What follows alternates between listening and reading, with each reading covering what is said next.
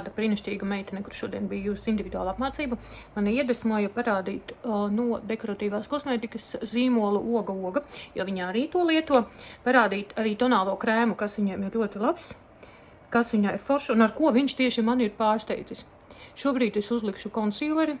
Tad, kad tu liec konsīleri, lūdzu pievērš pastiprinātu uzmanību tieši augšējiem plakstiņam. Kāpēc? Jo viņai ir vairāk asinsvadu, attiecīgi viss redzās daudz tīrāk un intensīvāk. Un ļoti tātad tas, par ko es runāju, zīmols Oga, tonālais krēms, tonītis, tu redzi viņu man kadrā, 683, manuprāt.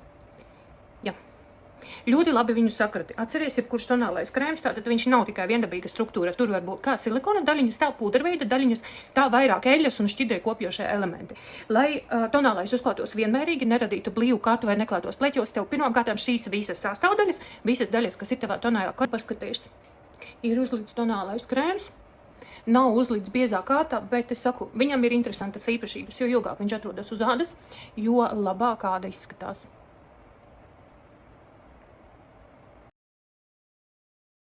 Nākamais no zīmola Oga ir produkts, tu noteikti redzi. Šis ir krēmvērtīgais highlighteris. Un pat ļoti, viņš teiksim ir pussauss, jā, tas attiecīgi nozīmē to, lai tur, kur tu viņu arī klātu, nebūs ļoti speķēna, trekna kārta.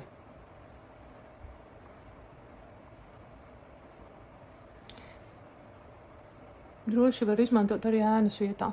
Ja tu izmanto, man tev ir pārsteigums. Es šodien sev uzlikšu toni, kuru tu pat iespējams, pat iedomāties uz manis nevari kā uzliktu. Tas ir šāds tonis. Viņš ir tāds pelēcīgi violets, krāsas, kuras es sev būtībā gandrīz nekad nelieku. Nu, īstenībā nekad nelieku. Bet šodien es izdomāju to parādīt, kad var arī šīs krāsas, bet svarīgākais ir kas? Svarīgākais ir tavs ādas tonis. Vai ir noņemti liekie pigmenti, vai ir mainīts krāsu efekts. Nedrīkst atpalikt no TikTok trendiem, tāpēc arī es turos tam līdzi. Un tas, ko tu tagad ļoti bieži vari redzēt, meitenes ieliek zīmoli, aizmiedz aci un izvelk līniju, un viņa principā ir gatava.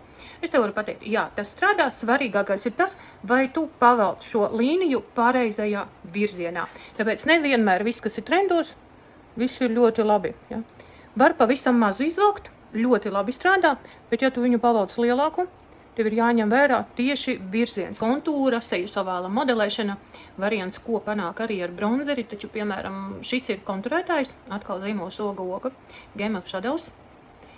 Kāda ir starpības starp bronzeri un konturētāju? Viņus pēc būtības liek vienā un tai pašā vietā, bet elementārā valodā runājot, bronzeris ir iesauļotām meitenēm, jeb tumsnējākām, jeb iedegušākām, savukārt konturētājs, viņš būs neitrāls, pelēcīgs, viņš būs ļoti piemērots visām Latvijas baltajām. Tātad tām, kuras slēpjas no saules, tām, kurām patīk